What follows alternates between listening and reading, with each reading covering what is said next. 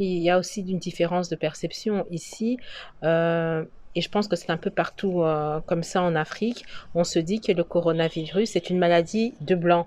Tout le monde peut être victime de la chose, mais qu'effectivement il y a un foyer principal, qui aujourd'hui est l'Europe.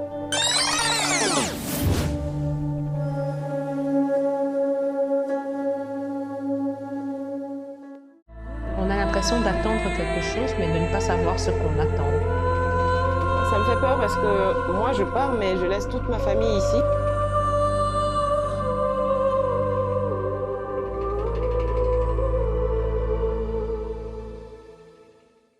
On a appris un cas de décès dans ma famille, dû au coronavirus, donc on a essayé un peu de se réajuster par rapport à tout ça. Ici au Bénin, les autorités ont décidé du port du masque obligatoire.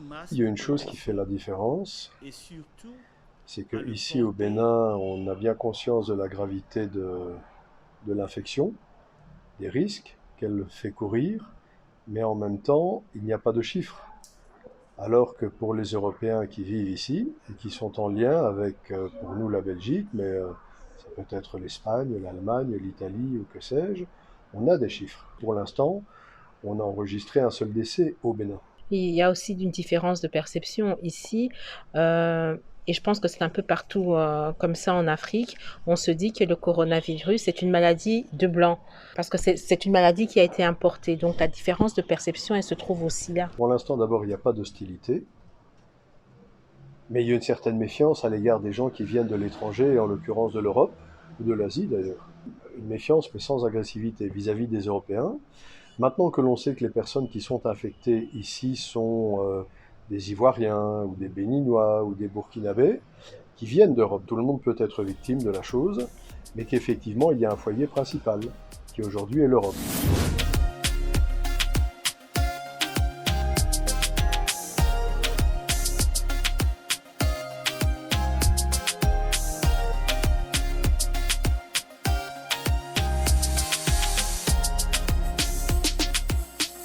On regarde le journal de Belgique d'abord tous les jours, 2 fois par jour.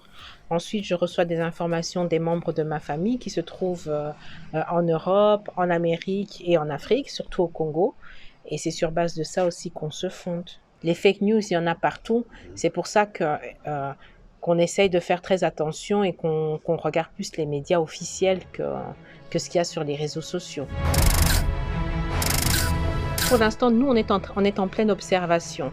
Parce qu'il faut dire aussi que cette semaine, on a eu quand même quelques amis qui sont partis. Et ça nous a quand même poussé à la réflexion. Donc pour l'instant, au regard de la gravité de la situation, les mesures semblent proportionnées. Mais ça, c'est aujourd'hui. S'il devait y avoir davantage d'infections, si les structures hospitalières étaient débordées, comme elles le sont chez nous, avec des capacités de réponse qui sont bien moindres, ben là, il faudrait réévaluer le jugement.